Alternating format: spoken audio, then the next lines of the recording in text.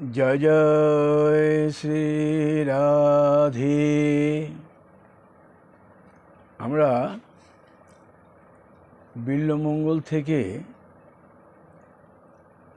পাঠ করছি কৃষ্ণ কর্ণামৃত। গতদিন আমরা রাগ অনুরাগ ভজনের 10 নম্বর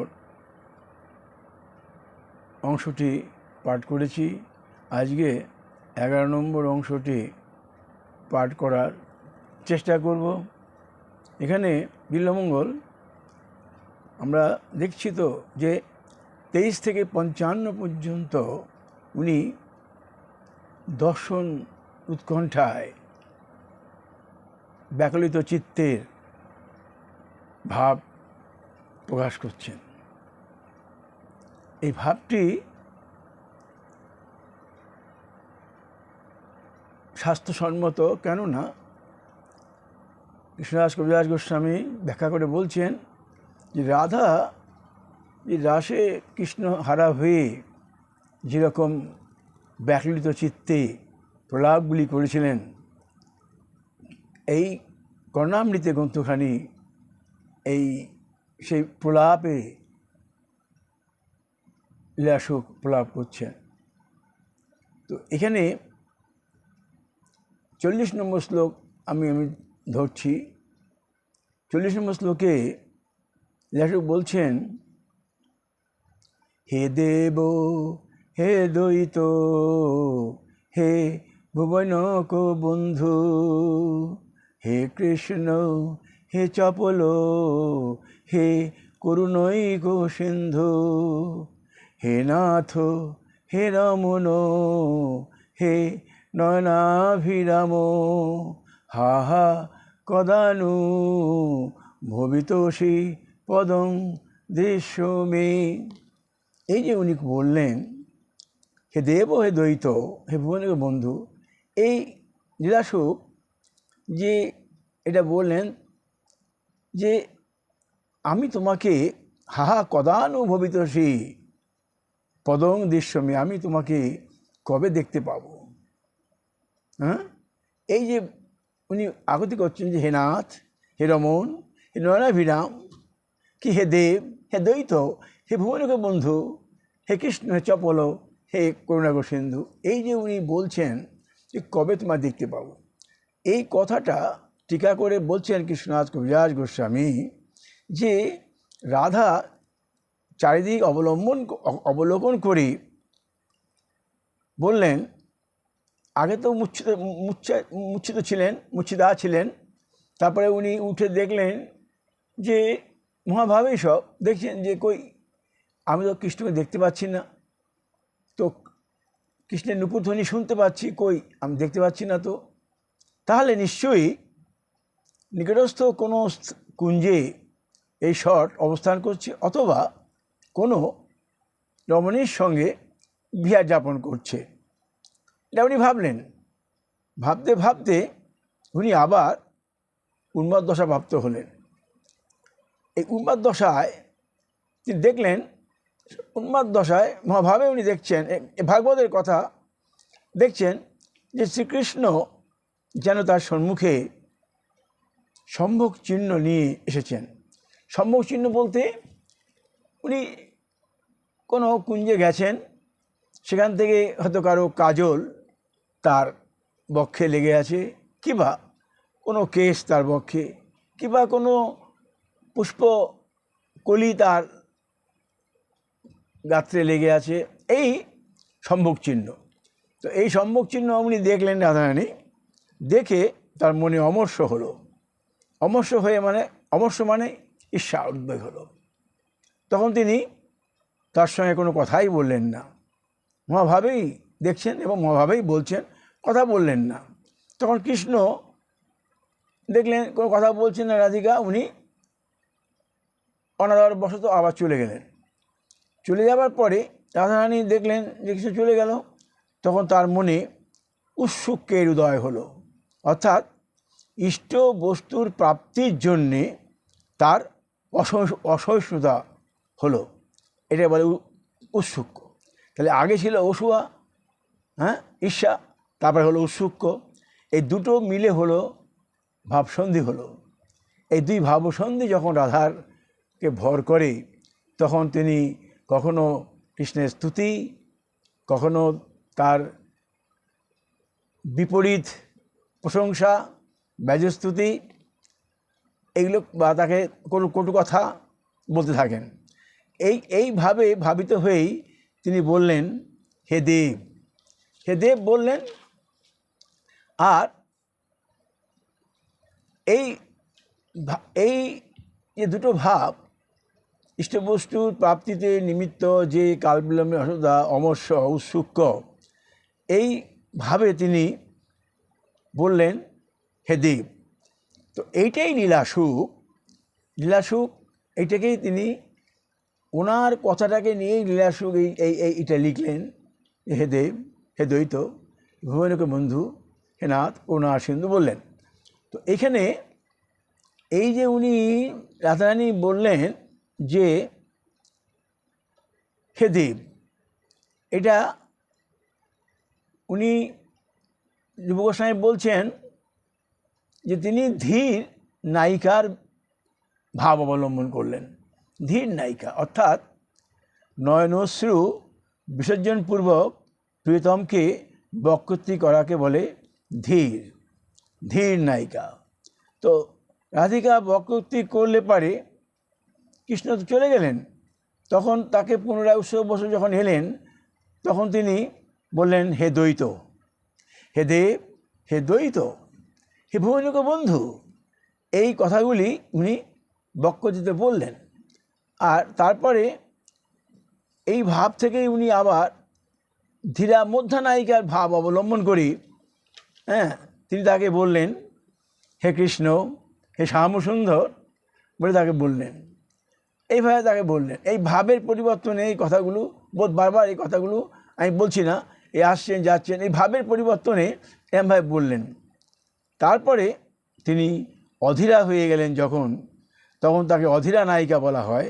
তিনি অধীরা নায়িকা হয়ে তিনি বললেন হে করুণিক সিন্ধু, করুণৈক সিন্ধু, বলছেন যে আমরা অপরাধী, তথাপি তুমি করুণার সিন্ধু, আমাদের দর্শন দাও। এটি ভাব হলো করুণিক সিন্ধু। এবং তিনি এরপরে তিনি ধীর প্রগল্ভা নায়িকার ভাব অবলম্বন করে বললেন। তখন আবার তিনি বলছেন যে তুমি ব্রজবাসীদের রক্ষক, আমাদেরও রক্ষক, তা তোমার সাথে আমি কেন বাক্যালাপ করব না, আমরা হতভাগিনী, তোমাকে না আগে থাকি কেমন করে, কোনো উপায় নাই। এইভাবে মিনতি করছেন উনি। তো এইভাবে মিনতি করে বলেন তুমি প্রসন্ন হও। তো যে নায়িকা মাননীয় অবস্থা প্রাপ্ত হয়েও সম্ভোগ বিষয়ে উদাসীনা, আবার আকার গোপন করেও নায়কের সহিত আদরিতা ভাব বলেন, তাকে ধীরা প্রগল্ভা বলে। ভেতরে তার যে ভাব গোপন করে বাইরে তাকে আদরণীতা করেন, তাকে বলা হয় ধীরা প্রগল্ভা। এই ধীরা প্রগল্ভা নায়িকার ভাব অবলম্বন করে তিনি বললেন হে নাথ। দেখুন ভাবের কীরকম পরিবর্তন রাধারানীর। এই জন্যই রাধারানীকে বলা হয় মহাভাবের অধিষ্ঠাত্রী দেবী। যিনি এমন ভাব যে নিজের দেহে, একই দেহে উভয় লিঙ্গের আস্বাদন ভোগ করতে পারেন। খালি রাধারানীর এই যে মহাভাব, যে তিনি ধীরা ধীরা ভাব অবলম্বন করে বললেন হে দেব, হে দ্বৈত, হে ভুবনিক বন্ধু, হে কৃষ্ণ, হে চপল, হে করুণার সিন্ধু, বিভিন্নভাবে বলছেন হে নাথ, হে রমণ, হে নয়নাভিরাম। এখানে এই হে নাথ বললেন, তাকে দণ্ডতাবশত বললেন। তারপরেই বলছেন যখন কৃষ্ণ চলে গেলেন আবার, তখন বলছেন যে তোমার প্রতি পুনঃ পুনঃ আমি অবজ্ঞা করছি। এখানে আবার তার এই ধীরা প্রগল্ভা নায়িকা থেকেই তোমার প্রতি আমি বারবার অবজ্ঞা করেছি, হয়তো তুমি আসবে না, এই চিন্তা করে স্থির করলেন যে কৃষ্ণ পুনরায় যদি আসেন তাই তার কণ্ঠ আমি ধারণ করব। এবারে মান ভেঙে উনি বলছেন যে যদি আসেন কৃষ্ণ আমি কণ্ঠ ধারণ করব। এই ভেবে তিনি বললেন, হে রমণ, আমার সহিত বিহার পরায়ণ এইখানে কুঞ্জে আগমন করি আর বাসনা পূর্ণ কর। হে রমণ, তারপরে তার সম্মুখে আগমন করেননি উনি, তার সম্মুখে আগমন করেছেন এই ভাব ভেবে তিনি বললেন, হে নয়নাভিরাম, হে নয়নাভিরাম বলে উনি কী করলেন, তার মনে কৃষ্ণের স্ফূর্তি হলো, তিনি আলিঙ্গন করার জন্য হাত দুটি প্রসার করে দিলেন। তো এই তখনও কৃষ্ণ আসেননি, কিন্তু তো তোমার নয়নাভিরাম রূপ আমার নয়নদরকে বিস্ময়িত করেছে। আহা, কবে আমাকে তুমি নয়ন আমার সামনেই তিনি আমার সামনে তুমি স্ফূর্তি হবে। তো এইখানে এই যে কৃষ্ণদাস কবিরাজ গোস্বামী রাধার এই কথাগুলি উনি কিন্তু এই ভাবটাকেই এই ধীরা নায়িকা, ধীরামতা নায়িকা, প্রগল্ভা নায়িকা, এই যে ওনার মনের মধ্যে যে এই বিভিন্ন ভাব আসছে সেই ভাব ধরেই উনি লিখলেন কৃষ্ণদাস কবিরাজ গোস্বামী। কি সুন্দর কথা, হে নাথ, হে নাথ, হে রমণ, হে নয়নাভিরাম। রাধারানী লাস্টে যখন মহানাম ভেঙে গেল তখন এরম বলছেন, আর প্রথমে বললেন, হে দেব, তুমি সবারই দেব, আমাদেরও দেব। হে দ্বৈত, হে ভুবনগ বন্ধু, তুমি সবার বন্ধু। তুমি এমন বন্ধু যে আমারও বন্ধু, গোপীদের বন্ধু, আবার রাসে তুমি যাদের বাঁশি বাজিয়ে এনেছো তাদেরও বন্ধু। সবারই তোমার মন রাখতে হয়, ভুবনগ বন্ধু। হে কৃষ্ণ, তুমি চপল, হ্যাঁ চঞ্চল, হে করুণক সিন্ধু, তুমি করুণার সিন্ধু, কৃপা করো বলে উনি বলছে, হে নাথ, হে রমণ, হে নয়নাভিরাম, হাহা হাহা, দুবার বললেন খেদের সঙ্গে, হাহা কদানু ভবিতোষী, কবে আমি তোমাকে দেখতে পাবো পদং দৃশ্যমে। এটা বললেন লীলাসুখ। এখানে 40 নম্বর শ্লোকে এই লীলাসুখ এটা বললেন। তো এইখানে আমি একটি নিজের ভাব, রাধারানীর ভাবটা নিয়ে একটি সঙ্গীত করেছি। মানে নিরাধার মন মানে না, দিশাও জানে না, কৃষ্ণ দর্শনে হন তিনি উতলা, কথাও সরে না, মনে মনে করেন যতেক ভাবনা, মহাভাবের এমনই ধারা, আসিয়াছেন কৃষ্ণ এমন বুঝিয়া, করেন কত তারণ ভৎসনা।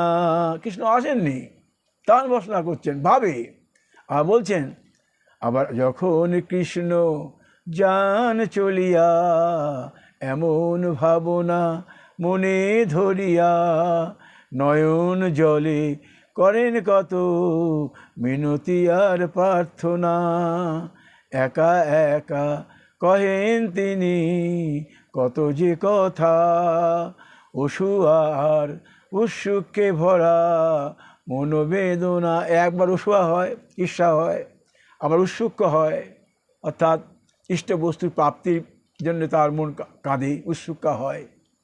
আবার ধীরা নায়িকা ভাবাবন করে বলেন, হে দ্বৈত, হে নাথ, হ্যাঁ। আবার বিরাপূর্ব নায়িকার অবলম্বন করে বলেন, হে নয়নাভিরাম। মনে এক যাই থাকুক বাইরে তিনি দৈন্যের সঙ্গে হে নয়নাভিরাম, তুমি আমার দর্শন দাও বলে তিনি হস্তটি প্রসার করলেন, কিন্তু বলছেন প্রসার করে যে তুমি আমাকে দর্শন দাও। এইটাই লীলাসুখ এখানে বললেন 40 নম্বর শ্লোকে। তারপরে 41 নম্বর শ্লোকে বললেন লীলাসুখ, অমনি ধন্যানি, অমনি অধন্যানি, অমূন্য ধন্যানি মানে অমনি অধন্যানি দিনান্তরানি, হরে তদা লোকন অন্তরেণ, অনাথ বন্ধু করুণৈক সিন্ধু, হাহন্ত হাহন্ত কথং নয়ামি। হায় হায়, হাহন্ত হাহন্ত মানে হায় হায়, হে হরে, হে অনাথ বন্ধু, হে করুণৈক সিন্ধু, তোমার অদর্শনে এই অধন্য দিনান্তরগুলি আমি কীরূপে যাপন করব। দেখুন, অধন্য দিন, ধন্য দিন আর অধন্য দিন, দেখুন কিনা ব্যাখ্যা করছেন কবিরাজ গোস্বামী। অধন্য দিন, আমাদের জীবনে অধন্য দিন অনেক আসে। এই অধন্য দিন কথাটা আমি ব্যাখ্যা করছি এমনভাবে যে ধনী, ধনের জন্য তার আকাঙ্ক্ষা, ধন না পেলে সে দিনটি তার অধন্য হয়ে গেল, বা যে ব্যাধ স্বীকার করেন, স্বীকার না পেলে তার দিনটি অধন্য হয়ে গেল। এই রকম তো আমাদের যেমন কৃষ্ণদাস কবিরাজ গোস্বামী কিন্তু বলছেন লীলাসুক্ষেত্রে সব ধন মানে প্রয়োজন নেই, তার হচ্ছে কৃষ্ণ দর্শন, কৃষ্ণ দর্শনের জন্যে তার যে ব্যাকুলতা, এই কৃষ্ণ দর্শন না হওয়ার জন্যেই তার দিনটি হলো অধন্য। এইভাবে তিনি এটা ব্যাখ্যা করলেন।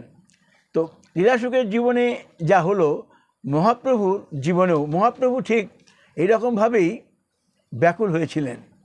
মহাপ্রভু এইরকম ব্যাকুল হয়েছিলেন, কৃষ্ণের দর্শনের লাগেই ব্যাকুল। রাধা প্রাণে রাধা অন্তরে রাধাভাবে ভাবিত, কৃষ্ণ দর্শনের জন্য ব্যাকুল। এই দিবানিশি তিনি ব্যাকুলতা ভোগ করেছেন। তিনি অধন্য দিনগুলি কেমন তিনি বুঝতে পেরেছেন। এই বিরহের জ্বালায় ব্যাকুল হয়ে তিনি দাক্ষিণাত্য থেকে এই কৃষ্ণ কর্ণামৃত গ্রন্থখানি এনেছেন। এই গ্রন্থখানি তিনি নিজে নিয়ে এলেন দাক্ষিণাত্য থেকে। তার অন্তরের ব্যাকুলতা, লীলাসুখের ব্যাকুলতা দেখে উনি নিয়ে এলেন, নিয়ে এসে নিজে নিত্য পাঠ করতেন, আর গ্রন্থখানি তার সহ ভক্তগণকে দিতেন আস্বাদন করার জন্যে। তাই কবিরাজ গোস্বামী বলছেন যে দেখুন কি সুন্দর কথা কবিরাজের, তোমার দর্শন বিনে অধন্য হই রাত্রি দিনে। যে মহাপ্রভুর কথাকে উনি প্রকাশ করছেন, তোমার দর্শন বিনে অধন্য হই রাত্রি দিনে, এই কাল না যায় কাটান, তুমি অনাথেরও বন্ধু অপার করুণা সিন্ধু, কৃপা করি দেহ দর্শন, উঠিল ভাব চাপল মন হইল চঞ্চল, ভাবগতি বুঝানো না যায়, অদর্শনে পড়ে মন কেমনে পাব দর্শন, কৃষ্ণ ঠাই খুঁজেন উপায়। এই যে মহাপ্রভুর মনের ব্যথা, এই যে লীলাসুখ, যে সমস্ত গ্রন্থগুলি পড়লেও প্রতিটি কথা তার একেবারে স্বাস্থ্যশুদ্ধ, সত্যশুদ্ধ, কোনো ভুল নাই তার ওখানে। লীলাসুখ যে বললেন অমনি অধন্যানি দিনান্তরানি হরে তথাগলোক অন্তরেণ, অনাথ বন্ধ করুণৈক সিন্ধু, হাহন্ত হাহন্ত কথম নয় আমি, হায় হায় হরে, হে অনাথ বন্ধু, হে করুণৈক সিন্ধু, তোমার অদর্শনে অধন্য দিনান্তরগুলি আমি কীরূপে যাপন করব, এই বললেন। তারপরে 50 নম্বর শ্লোকে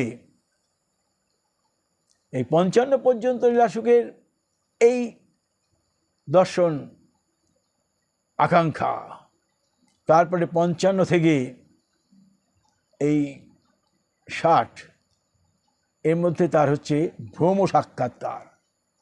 উনি অন্তরে বসাবেন কৃষ্ণকে, ভ্রম, তারপরে সাক্ষাৎকার। এটা বিশাল ব্যাপার। আমাদের দেহে, এই প্রাকৃত দেহে অপ্রাকৃতিক বস্তুকে মানে আস্বাদন এই লীলাসুখই করেছে, আগে করেনি। জয়দেব গ্রন্থখানি অসম্পূর্ণ রেখে চলে গেলেন, গোবিন্দ এসে উনি সম্পূর্ণ করলেন, ধেই পদবল্লভ মুদারম লিখে দিলেন। কিন্তু জয়দেব গোবিন্দকে আলিঙ্গন করেননি বা কিছু নয়, কিন্তু জয়দেব রসিক, চণ্ডীদাস রসিক, রায় রামানন্দ রসিক, বিল্বমঙ্গল রসিক, এরা হচ্ছে রসিক, এই পঞ্চরসিক। তো এইখানে বলছেন লীলাসুখ, লগ্নং মুহুর্মনসী লম্পট সম্প্রদায় লেখা বলেহি নিরসজ্ঞ মনজ্ঞ বেশম রজন মৃদুস্মিত মৃদু উল্লাসিত অধরাংশু রাকেন্দু লালিত মুখেন্দু মুকুন্দ বালম। রাকেন্দু লালিত মুখেন্দু, চন্দ্র আলোকে শোভিত তার মুখ, মুকুন্দ বালম। এটা আমি কবে কবে দেখতে পাবো? লগ্নং, আমার মধ্যে লগ্ন হয়ে আছে। লগ্নং মুহু মনসী লম্পট সম্প্রদায় লেখা বলেহি, যিনি লম্পট সম্প্রদায়ের মধ্যে লেখা বলেহি মহালম্পট এবং নিরসজ্ঞ মনজ্ঞ বেশম, মানে রসজ্ঞ মধ্যে মনজ্ঞ বেশযুক্ত, আর রজন স্মিত, রজন মৃদু স্মিত, অর্থাৎ রঞ্জন দ্বারা, মানে মাঞ্জা দিয়ে যেমন করা হয়, রাগ রঞ্জিত মৃদু হাস্যের দ্বারা উল্লসিত পূর্ণচন্দ্রের লালিত অধরাংশু যাহার, সেই মুকুন্দের কৈশোর চাপল্য আমার মনে লগ্ন হয়ে আছে। মাঞ্জিত, আমরা যেমন মাঞ্জা দিই তারপরে সেই আমার মধ্যে লগ্ন হয়ে আছে। কত সুন্দর কথা। আমার মুহুর মনসী, যে আমার হৃদয়ে আমার হৃদয়ে সেটা মাঞ্জিত, রঞ্জিত হয়ে আছে, লগ্ন। এই 50 যেটা বললেন, 55 দেখবেন তার আগে এই কথাগুলো তিনি বলে যাচ্ছে, আমার মধ্যে লগ্ন হয়ে আছে। কে? যিনি লম্পট সম্প্রদায়ের মধ্যে মহালম্পট রসজ্ঞগণের মধ্যে বেশযুক্ত। এখানে লম্পট কেন বললেন? যে কৃষ্ণ মাধুর্য আস্বাদনের জন্য যাহারা লম্পটের মতো বর্তমান, কৃষ্ণের মাধুর্য কে না চায়? কৃষ্ণের মাধুর্য আস্বাদনের জন্যে এই সমস্ত ব্রহ্মা বিষ্ণু নারদ শিব সবাই, তার এই লম্পট কথাটা এখানে কৃষ্ণকে নয়, কৃষ্ণ হচ্ছেন মাধুর্য সাগরে অবস্থান করছেন এবং এই মাধুর্যের যাহারা লম্পট, যারা মাধুর্যকে আকর্ষণ করে তারা অপেক্ষা করেন, তাদের ঈপ্সিত বস্তুর আসক্ত, সেই গণকে বলছেন তাকে মহালম্পট। যেহেতু কৃষ্ণের মাদৃশ্য স্বভাব, কৃষ্ণের তাদৃশ্য স্বভাব, তাই বললেন রসজ্ঞ গণের আকর্ষণীয় মনজ্ঞ কৃষ্ণের বেশ। এই কৃষ্ণের বেশ, এরপরে গিয়ে বলবেন যে কৃষ্ণের বেশের কোনো প্রয়োজন নেই, নিজেই বলবেন। তো এখানে কৃষ্ণের বেশ, তাই বললেন কৃষ্ণ মাধুর্য আমার গ্রাসশীল।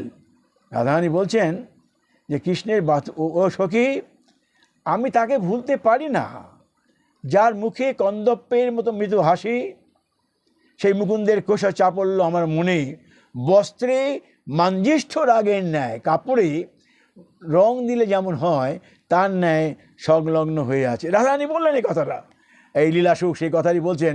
লগ্নং মুহুর মনসী লম্পট সম্প্রদায় লেখা বলেহি নিঃসজ্ঞ মনজ্ঞ বেশম রজন মৃদু স্মিত মৃদু উল্লাসিত অধরাংশু রাকেন্দু লালিত মুখেন্দু মুকুন্দ বালম।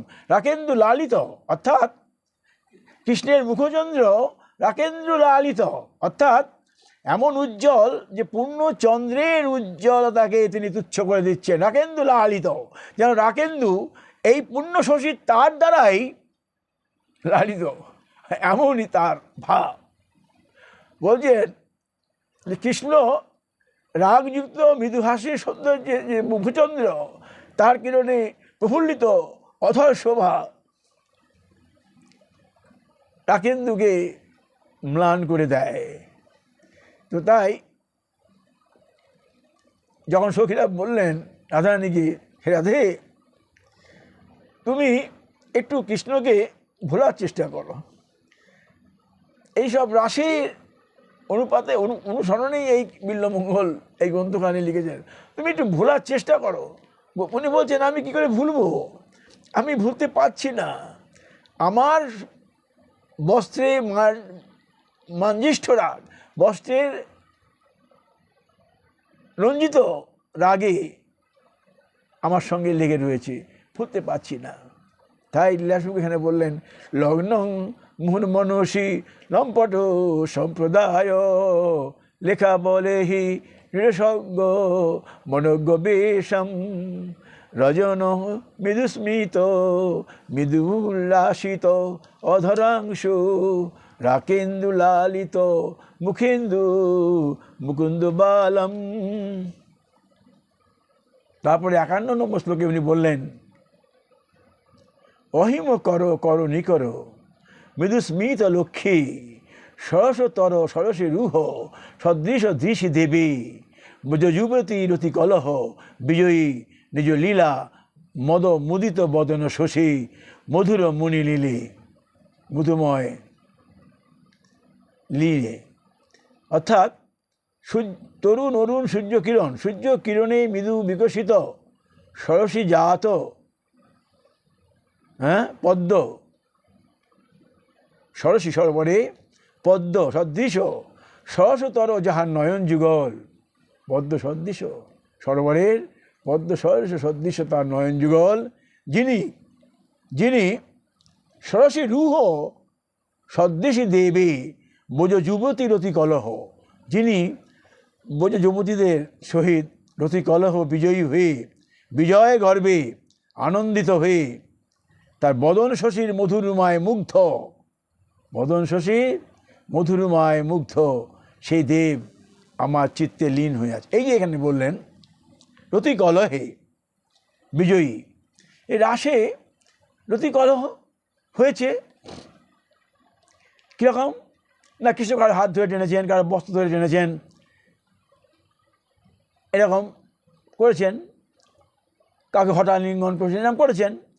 তো এইখানে বিজয়ী হয়ে আনন্দিত বদন শশীর মধুরিমায়, তার মদ মুদিত বদন শশী মধুর মৌনি লিয়ে, তার এই বদন শশী মধুরিমায় মুগ্ধ সেই দেব আমার চিত্তে লীন হয়ে আছে। এখানে কৃষ্ণরাজ কবিরাজ গোস্বামী টিকা করে বললেন যখন পুনরায় স্বীয় মৃত্যুর আশঙ্কা করি, রাধারানী ভাবছেন আমি আর বাঁচব না, স্বীয় মৃত্যুর আশঙ্কা করে সখীগণকে বলছেন ওই সখী তোমাদের সঙ্গে আমার এই শেষ মিলন। এই প্রলাপের অনুবাদ করে যখন সখী বলছেন আমার এই শেষ মিলন, এই প্রলাপের অনুবাদ করে উনি বললেন এই অহিম করো করণী করো মৃদু মোদিত লক্ষ্যে সহসতর সহসে রুহ সদৃশ দৃশি দেবী বুজ যুবতী রতি কলহ বিজয়ী নিত্যলীলা মদ মুদিত বদন শশী মধুর মৌনিলি। এইবারে তিনি 54 নম্বর শ্লোকে আমি বলছি, কারণ 51, 52, 53 তিনটে শ্লোক এই একই সুরে উনি করেছেন, আমি তিনটে শ্লোক আর গেলাম না। 54, 55 তিনি ভাব তার দেখবেন, 54 এসে বলছেন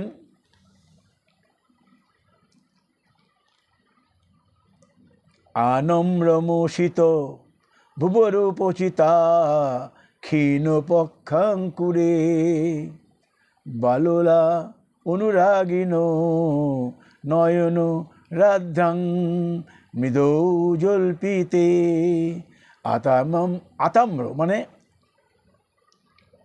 তাম্র পত্রের মতো রং, আতাম্র ধরামৃতে, আতাম্র অধর, আতাম্রাম অধরামৃতে মদকলা অম্লান বংশীষণে শাশান্তে মমলোচনং ব্রজশীষ মূর্তিং জগন্মোহিনী।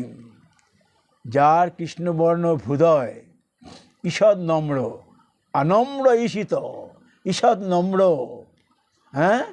ক্ষীণ পক্ষাঙ্কুরে, ঘন পক্ষাঙ্কুর পাতাগুলো ঘন ঘন পক্ষাঙ্কুরে তার লোচনদয় সমৃদ্ধশালী, আর যা তার প্রিয় অনুরাগ জনে আর্দ্রতা বিশিষ্ট। অধর শুষ্ক নয়, আর্দ্রতা বিশিষ্ট ঈষৎ রক্তবর্ণ অধর। এই তাম্র অধরামৃতে তার অধর ঈষৎ রক্তবর্ণ। আর অম্লান বংশী শনি, অম্লান বংশীর অব্যক্ত মধুর ধ্বনিতে, এই অম্লান বদনে অম্লান বংশীর মত্ততা বিধায়ক সেই জগন্মোহন মূর্তি, একটি মূর্তি কিন্তু তার মনের মধ্যে এলো 54। কি বললেন? তা আতাম্র বদন, আতাম্র অধর, আর ঈষৎ আনম্র ঈশিত ভুরুপচিতা, এই ভুরুদয় কৃষ্ণবর্ণ, হ্যাঁ ভুরুদয়, আর ঘন পক্রাঙ্কুরে যা তার চোখ, হ্যাঁ, এবং অনুরাগজনের প্রতি তার নয়ন রাদ্রাং, তার সবসময় আর্দ্র ভাব। এইটি কিন্তু এমন লোচন মম লোচনং শাসান্তে মম লোচনং, এমনও দৃশ্য আমার লোচনে। বোজ শিশা মূর্তি, বোজ শিশু মানে বোজ কিশোর, বোজ কিশোর মূর্তি জগন্মোহনী। এই জগন্মোহন বোজ কিশোর মূর্তি আমি কবে দেখতে পাব? কবিরাজ গোস্বামী বলছেন, এই মাধুর্যময় শ্রীকৃষ্ণে আমি ডুবিয়ে আছি, এ কথা বলতে বলতে রাধা আবার মূর্ছিত হয়ে গেলেন। তখন স্ফূর্তিতে উৎসকবশত যে প্রলাপগুলি করেছিলেন, আম্রম্রমিতি আননম ইতি নম্র ইতি আনম্র ইতি অনম্রমিতি, এই যে শ্লোকটি করেছিলেন রাধারানী, সেই শ্লোকটিকে করেই উনি এই শ্লোকটি করলেন। এবার 55 নম্বর শ্লোক দেখুন। তার মনের মধ্যে এটি ভাব আগে রঞ্জিত হলো। রাধারানী যেমন বললেন, আমার কাপড়ের সঙ্গে যেমন মাঞ্জা দেওয়া যায়, মনের সঙ্গে লগ্ন। তারপরে উনি বলছেন তার মুখশোভা, ভুরুদ্বয়, হ্যাঁ, তার অধর, তার শাসাংশে বংশী অম্লান, এই বংশী, এটি তার কিন্তু মনের মধ্যে একটা আবছা ভাব, উনি ভাব দেখতে পাচ্ছেন, ভ্রম, এটা তার মানে ভাব তার মনের মধ্যে এলো। তার পরের শ্লোকে বলছেন, তৎ কিশোরং তচ্চ বক্তারবিন্দম, ভাব প্রকাশ করতে পারছেন না। তচ্চ কিশোরং তচ্চ বক্তারবিন্দং তৎকারুণ্যং তে চ লীলাকটাক্ষাঃ তৎসৌন্দর্যং সাচ মন্দস্মিত শ্রী সত্যং সত্যং দুর্লভং দেবতবী। উনি ভাব প্রকাশ করতে পারছেন না। লীলাসুখের মতন কবি, উনি বলছেন সত্যং সত্যং দুর্লভং দেবতবী, এ খুবই দুর্লভ, এত দুর্লভ যে উনি এই দুর্লভ বলেই উনি ছাড়লেন। হ্যাঁ, তো এইখানে বলছেন কিশোর মূর্তি, সেই বদন কমল, সেই কারুণ্য, সেই লীলাকটাক্ষ, সেই সৌন্দর্য, সেই মৃদুহাস্যের শোভা সত্য সত্য দেবগণের দুর্লভ। তৎকিশোরং তচ্চ বক্তারবিন্দং তৎকারুণ্যং তে চ লীলাকটাক্ষাঃ তৎসৌন্দর্যং সা চ মন্দস্মিত শ্রী সত্যং সত্যং দুর্লভং দেবতয়োপি। বললেন টিকাকার যে পূর্বে তিনি অহিম কর করণিকর বলে বলেছিলেন, তিনি 3টে শ্লোক 51, 52, 54 বলেছিলেন। এই শ্লোকটায় রাধার অন্তরে কৃষ্ণ মাধুর্য ফুর্তির বিষয় বলা হয়েছিল। সম্প্রতি সেই মাধুর্যময় কৃষ্ণের অপ্রাপ্তিতে বৈক্লব্য বশত বিলাপ করছেন। তা অনুবাদ করে লীলাসুখ বলছেন, তৎ কৈশোরমিতি, তোমার এই কৈশোর, কী নাম কৈশোর?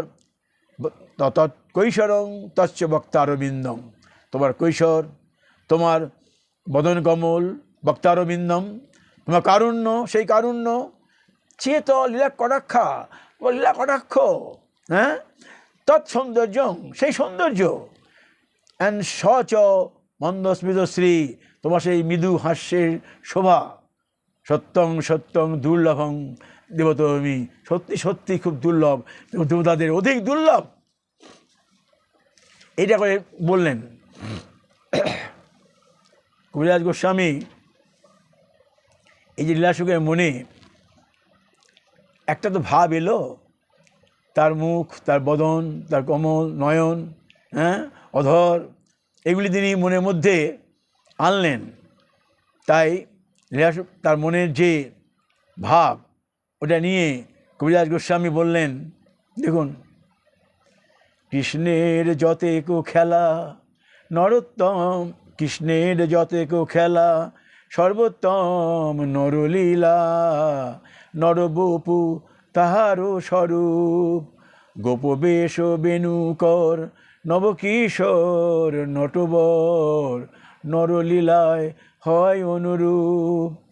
বলছেন কৃষ্ণের মধুর রূপ শোনো সনাতন। মহাপ্রভু বলছেন কৃষ্ণের মধুর রূপ শোনো সনাতন। আর লীলা এখানে কি বললেন, তস্যই ভক্তং, এ বলছেন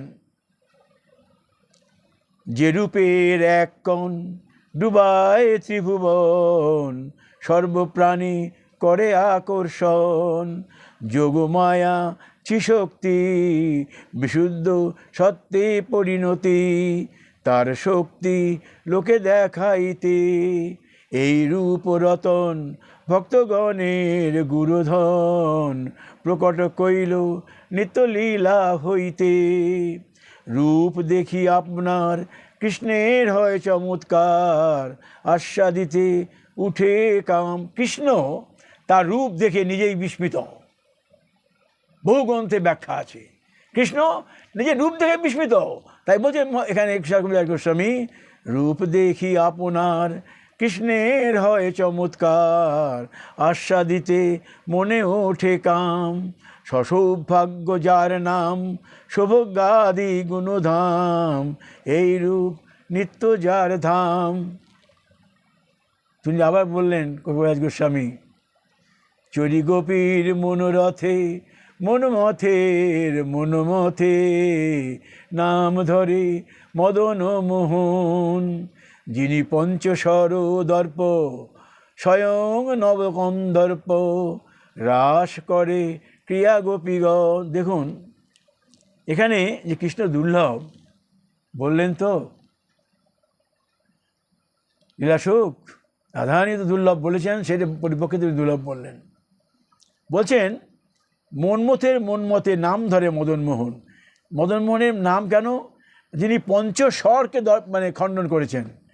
কামের 5টা স্বর, মন, মাদন, শোষণ, স্তম্ভন, মোহন, এই 5টি বাণ আমাদের কামদেবের প্রধান বাণ, পুষ্পবাণ। এগুলো যেই ছাড়লেন, 5টি বাণী ছেড়েছিলেন গোবিন্দকে, কিন্তু কিছু করতে পারেননি, তাই তার নাম হলো মদন মোহন। তো কৃষ্ণের এখানে এর বাইরের যে ব্যাখ্যা বলছেন যে কৃষ্ণ লীলাসুখ শপথপূর্বক নিত্যসখী বৈষ্ণবদের দিকে বললেন, কৃষ্ণের রূপ দর্শন দুর্লভ, তাহার তাদৃশ বৈক্লব্য দেখে, তার এইরকম হতাশ ভাব দেখে তার সহযোগী বৈষ্ণবরা বললেন যে তুমি তাহলে কৃষ্ণের দর্শন ছেড়ে দাও, তুমি বিঠ্ঠলনাথ, নারায়ণ, যারা আরও কিশোর মূর্তি আছে তাদেরকে মনে ভাবার চেষ্টা করো। তখন লীলাসুখ বললেন, চরি গোপী মনোরথে, মহাপ্রভু সেটা ব্যাখ্যা করছেন, চরি গোপী মনোরথে মনমথের মনমথে, নাম ধরে মদন মোহন, যিনি পঞ্চস্বর দর্প স্বয়ং নব কন্দর্প, রাস করে লইয়া গোপীগণ। লীলাসুখ যেই যে বললেন এখানে যে তৎকৈশরং তচ্চ বক্তারবিন্দং তৎকারুণ্যং তে চ লীলা কটাক্ষাহা তৎসৌন্দর্যং সা চ মন্দস্মিত শ্রীহি, সত্যং সত্যং দুর্লভং দেবং তেহপি। তার এই রূপ দর্শন করা খুবই দুর্লভ। এইখানে তারপরে উনি 55 নম্বর শ্লোক এলেন। এই 55, এই 56, 55 পর্যন্ত গেল, তারপরে 56 থেকে 60 এই শ্লোকে তার হচ্ছে ভ্রম সাক্ষাৎকার। এতক্ষণ তো মানে মনে লগ্ন, তার অধর, তার নয়ন, তার বদন, এসব মনের মধ্যে ভাবলেন। ভেবে বিফল হয়ে বললেন দুর্লভ। সঙ্গে বৈষ্ণবগণ বললেন, তাহলে তুমি বিঠলনাথ, নারায়ণ এদের কথা চিন্তা করো, অন্তরে তাদের বসাও। বললেন না, উনি পঞ্চশর দর্প, মদনমোহন, এমন কিশোর মূর্তি আমি কবে পাব। এরপরে বলছেন, যাহারা বিশ্বাস করি ভগবানের আশ্রয় নিয়েছেন, তাহাদের সকল প্রকার বিঘ্ন প্রমোশন করবার নিমিত্ত বোধগ্রহণ করেছেন, সেই মধুরিময় অভিনব শ্যামল কান্তির ধারা আদ্যীভূত কৈশোর রূপ পথে পথে আমি কবে দেখব। উনি তো শরণাগত, গোবিন্দের শরণে পুরো আত্মনিয়োগ করেছেন। তাই তিনি বলছেন, বিশ্বপপ্লব বিশ্বপপ্লব সমনৈক বদ্ধ দীক্ষং বিশ্বাস সবকিত চেতুষাং জনানাম প্রশম প্রতিনব কান্ত কন্দলাদ্রাং পশ্যাম পথি শৈশবং মুরারি। বিশ্বপপ্লব, যারা দৃঢ় বিশ্বাস করি, বদ্ধ দীক্ষং দৃঢ় বিশ্বাস করি ভগবানের আশ্রয় নিয়েছেন, যাদের সকল প্রকার বিঘ্ন প্রশমন করার নিমিত্ত যিনি ব্রত গ্রহণ করেছেন, স্তবকিত চেতসাম জনানাম, পশ্যাম প্রতিনব কান্ত কন্দলাদ্রাং, সেই মধুরিমার অভিনব শ্যামল কান্তির দ্বারা আদ্যীভূত কৈশোর রূপ পশ্যাম পথে পদে আমরা কবে দেখতে পাব। এই কথা বললেন উনি। এটা কি করে বললেন? লীলাসুখ টিকার অনুবাদ করলেন কৃষ্ণদাস কবিরাজ গোস্বামী। যখন রাধার স্ফূর্তি হলো, সাক্ষাৎকারের ভ্রম, রাধারানী তখন সাক্ষাৎকারের ভ্রম পাচ্ছেন, ভ্রম হলো, কৃষ্ণের সাক্ষাৎ দর্শন না পেয়ে অত্যন্ত উৎকণ্ঠার সঙ্গে বলছেন এই ভ্রমর গীতের 10টি শ্লোক, আর এই তোমার এই রাসের যে প্রলাপ, এর উপরেই উনি এই গ্রন্থখানি লিখলেন। কবিরাজ গোস্বামী বলছেন, রাধারানী যখন আমার ফুর্তি হলো, সাক্ষাৎকারের ভ্রম হলো, কিন্তু এই সাক্ষাৎকার ভ্রমটা নিয়েই লীলাসুখ 5টি শ্লোক লিখলেন, 56 থেকে 60 5টি শ্লোক লিখলেন। রাধারানী বলছেন অতিশয় নৈরাশ্যে বলছেন, সখী, এই কারণে শ্রীকৃষ্ণ আমাদের কত না বিপদ থেকে রক্ষা করেছে। তিনি কোনো না কোনোভাবে এসে আমাদেরকে নিশ্চয়ই রক্ষা করবেন। তিনি কতভাবে রক্ষা করেছেন।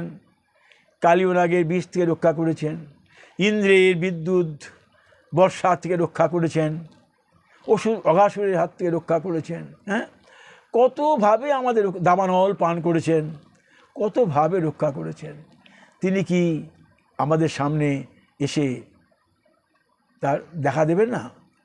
এইখানে লীলাসুখ, এবং এই যে দেখা দেবে না, গোপীগণ এই তার মনের ভাবটা গোপীরা 10ম স্কন্ধে 31 অধ্যায়ে 3 নম্বরে গোপীরা বললেন, বিষজলাপায়াত বালো রাক্ষসাত বর্ষমারুতাত বেদ্যতালনাত বিষময়াত ত্বজাত বিষতু ভয়াত দেবয় রক্ষিতামহ। কতভাবে আমাদের রক্ষা করেছেন। বিষজলাপায়াত অর্থাৎ কালিয়নাগের বিষ থেকে আমাদের রক্ষা করেছেন, রাক্ষসদের কাছ থেকে আমাদের রক্ষা করেছেন, এবং তিনি দাবানল থেকে আমাদের রক্ষা করেছেন, আর অঘাসুর আদি সমস্ত অসুরের হাত থেকে আমাদের রক্ষা করেছেন। তাহলে কৃষ্ণের সেই আমাদেরকে নিশ্চয়ই আমাদেরকে রক্ষা করবেন। এই অনুবাদ করে লীলাসুখ বললেন, রাধারানীর এই ভাবটি অনুবাদ করে বললেন, বিশ্বপপ্লব সমনৈক বদ্ধ দীক্ষং, কৃষ্ণের দৃঢ় বিশ্বাস করে যারা আশ্রয় নিয়েছেন, বিশ্বাস ও তবকিত সাং জানানাম প্রশম প্রতিনব কান্ত কণাদান, সেই মধুরিময় অভিনব শ্যামল কান্তির দ্বারা পশ্যাম কবে দেখব, পথে পথে শৈশব মুরাবে, সেই কিশোরকে আমরা দেখতে পাবো। এই 56তে উনি বললেন। হ্যাঁ, 57 বললেন,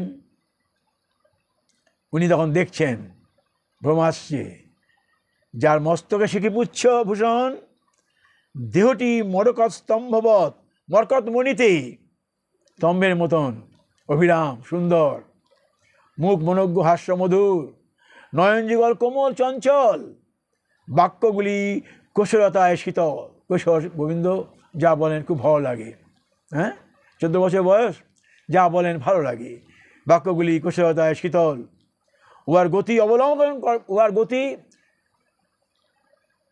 মদগজ, যারা মত্ত গজ কত ধীরে যায়, কিন্তু ওনার তার চেয়েও শ্লাঘা গতি, ধীরে ধীরে মন্দ গতিতে বৃন্দাবনে প্রবেশ করছেন। ইনি কে?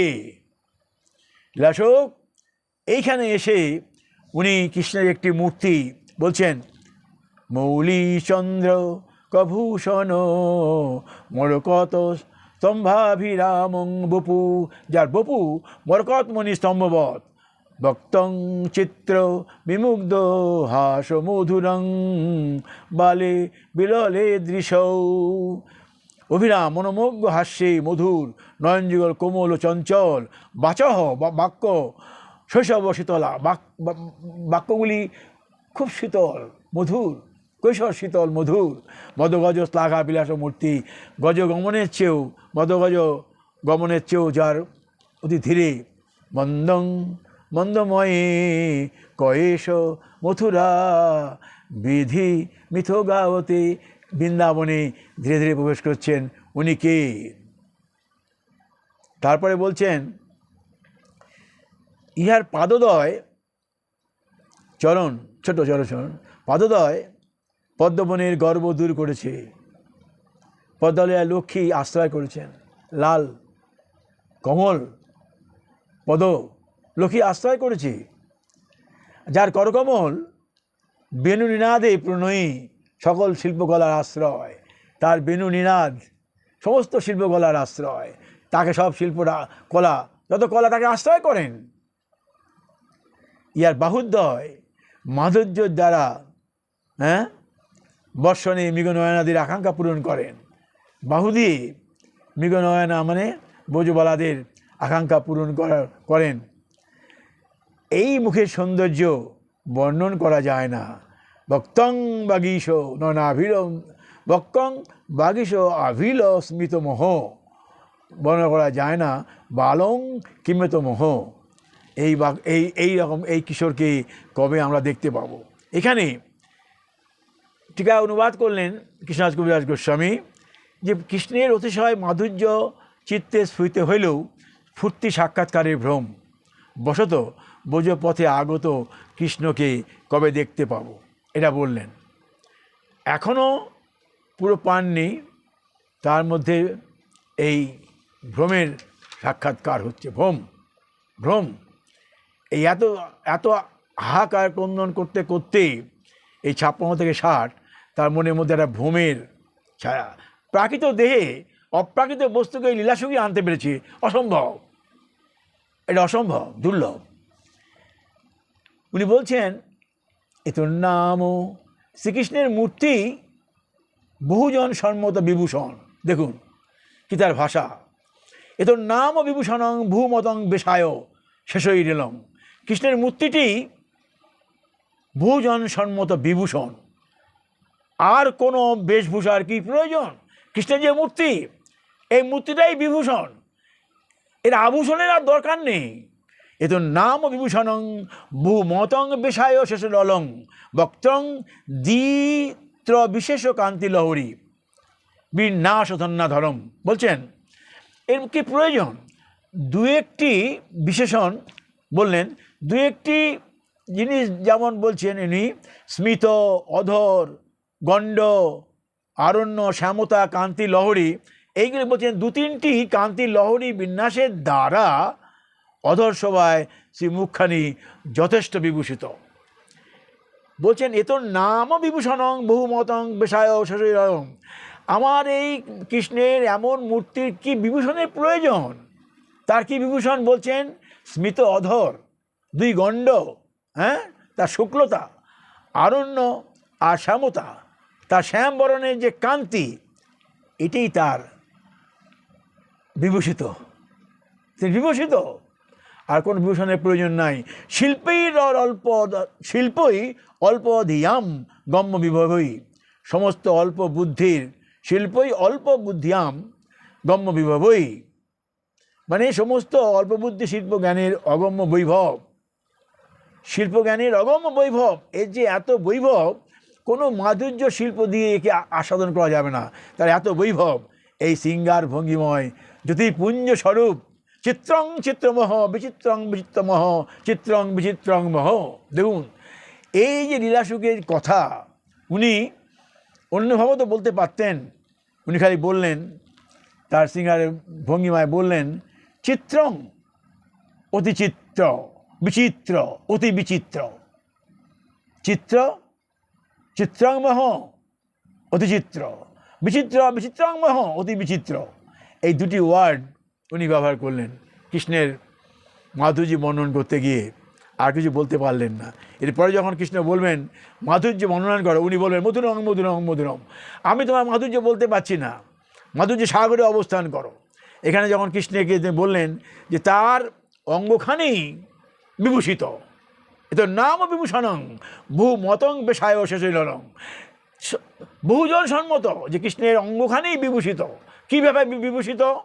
তার স্মিত অধর, তার দুই গণ্ড শুক্লাম্বর শুক্লতা, তার আরণ্য শ্যামতা কান্তি, এই তিনি বিভূষিত।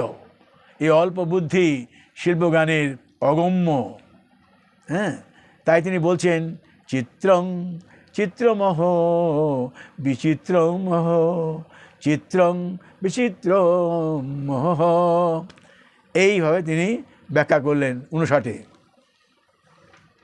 এবারে এটাই আমি যেটা বলতে চাইছি, এই গ্রন্থের যখন এই যে চিত্তং বললেন উনি, আর তো কিছু বলতে পারলেন না।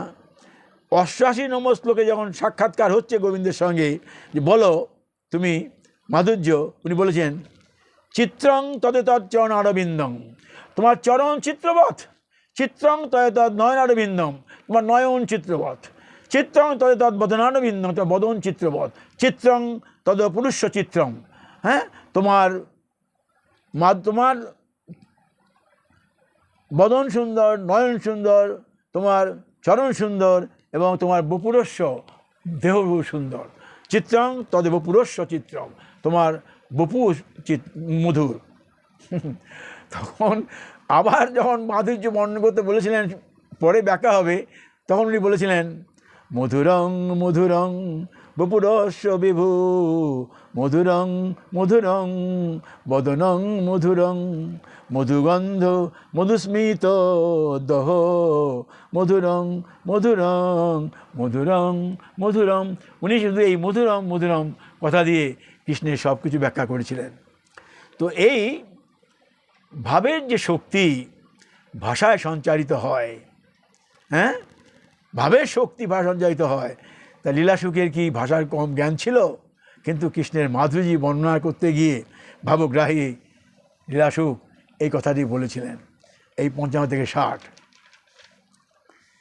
60 এসে তিনি বলছেন, এই তার ভৌম সাক্ষাৎকারের শেষ শ্লোক, বলছেন আমার সম্মুখে কি আশ্চর্য, কি আশ্চর্য দেখি আমি, কেলিশোভা সম্যক প্রকাশ করছেন। আবার সকল দিকেই শোভা দেখিতেছি, আমার চক্ষুই ইয়া সাক্ষী।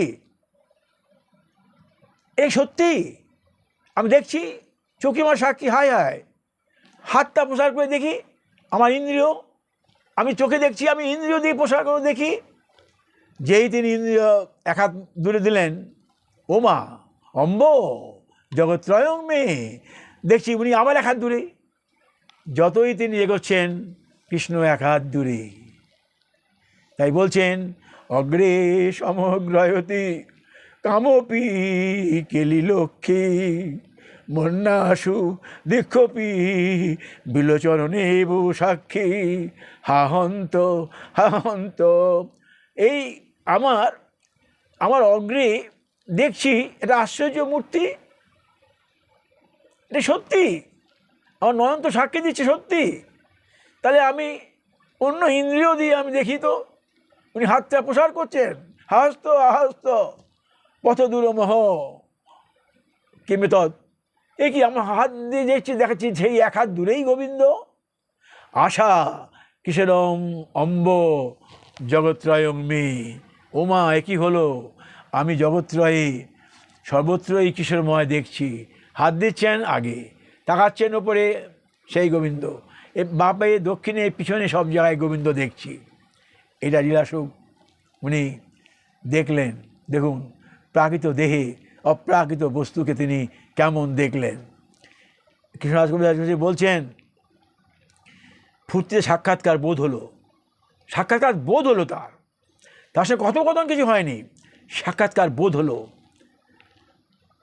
তার মনে হলো যে রাধিকার যেমন মনে হয়েছিল কৃষ্ণ আমার সম্মুখে উপস্থিত, এইরূপে শ্রীকৃষ্ণের দর্শন পেয়ে নিজেকে ভাগ্যবতী মনে করে তিনি বলেছিলেন, দর্শন কি সত্য অগ্রে ইতি, উনি বলেছিলেন। এইটাকে তিনি ব্যাখ্যা করে নিজে লিখলেন, এটা কি সত্য, উনি বললেন। তো এইভাবে উনি যখন যাচ্ছেন, তখন এক হাত পরিমাণ দূরে যখন গেলেন, তখন সবশেষে বললেন, এ কী হলো ওমা ওমো। তখন কিছু দূর যেতে যেতে উনি একবার কৃষ্ণকে ধরে ফেলেছিলেন, ভ্রমে ধরেছিলেন। কৃষ্ণ হাতখানি ছাড়িয়ে চলে গেলেন। লীলাসুখ কি সুন্দর বললেন, হস্তমুৎক্ষিপ্য জাতোষী বলাৎ কৃষ্ণম কিমুদ্ভুবম। তুমি আমাকে জোর করে হাত ছাড়িয়ে নিয়ে চলে গেলে, হ্যাঁ, এ তোমার কি পৌরুষ, তোমার কি পৌরুষ এখানে। যদি হৃদয়াৎ যদি নির্যাসী পৌরুষং গণয়ামিতি, হৃদয়াৎ যদি আমার হৃদয় থেকে তুমি নির্যাসী পৌরুষং গণয়ামি, তুমি আমার হৃদয় থেকে যদি বেরিয়ে যেতে পারতে, তাহলে বুঝতাম তোমার পৌরুষ আছে। তুমি আমাকে হাত দুটো জোর করে ছেড়ে চলে গেলে, হ্যাঁ, এ তোমার কোনো পৌরুষ নেই। পৌরুষ তখনই হতো যদি তুমি আমার হৃদয়াৎ যদি নির্যাসী পৌরুষং গণয়ামিতি, তোমাকে আমি পুরুষ বলে বলতাম। তো এইটা লীলাসুখ এই 60 নম্বর শ্লোক পর্যন্ত তার ভ্রম সাক্ষাৎকার। এরপরে দিন আমি তার এই 61 থেকে যে শ্লোকগুলো 67 পর্যন্ত তার সাক্ষাৎকার হবে, মধুর সাক্ষাৎকার। সেই সাক্ষাৎকারের পরে গোবিন্দ কিন্তু আবার চলে যাবেন। চলে যাওয়ার পরে আবার কয়েকটি শ্লোক তার দুঃখের শ্লোক, তারপরেই গোবিন্দের সঙ্গে তার সাক্ষাৎকার, কথোপকথন, মধুরাস্বাদন। তাই আমি এটি শেষ করছি আজকে এই বলে, আমার নয়ন মাধুরী দিয়ে, হে রাধারানী আমার নয়ন মাধুরী দিয়ে আশা দিব তব চরণ মাধুরী। এমন অপরূপ রূপের সুধা লহরে, চিত্ত প্রাণ আবেগ সুধায় যায় ভরে। কুসুম পরাগে পরাগ মাধুরী, দিল রাঙায়ে মোর নয়ন মাধুরী। মাধুরী আর মাধুরীতে ভরা তবু চরণ মাধুরী। রাধা সুধায় দিল ভরি যেন প্রভাত রবি। আজ আমি এখানে শেষ করছি। জয় জয় শ্রী রাধে।